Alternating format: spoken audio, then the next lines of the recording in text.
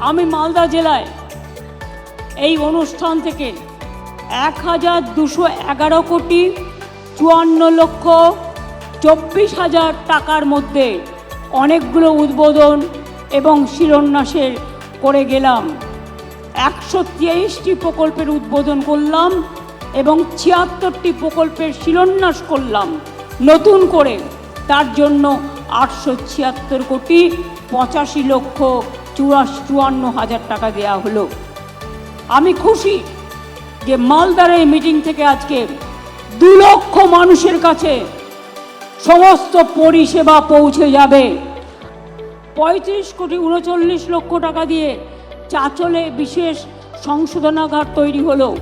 24 কোটি 58 লক্ষ টাকা ব্যয়ে ইংলিশ বাজারে বায়োমিথেনশন প্ল্যান্ট তৈরি হয়ে গেছে।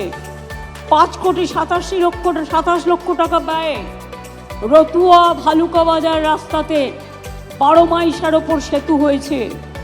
সল্টলেকে 3 কোটি টাকা দিয়ে মালদা ভবন তৈরি করে দেওয়া হয়েছে। অর্থাৎ মালদার মানুষ কলকাতায় গেলে মালদা ভবন আছে, ওখানে গিয়েও আপনারা থাকতে পারেন। আদিবাসী ভবন আছে, আদিবাসী ভবনে গিয়েও থাকতে পারেন। সংখ্যালঘু ভবন আছে, সংখ্যালঘু ভবনে গিয়েও থাকতে পারেন। আপনাদের কলকাতায় গিয়ে এখানে ওখানে ঘুরে বেড়াবার প্রয়োজন নেই।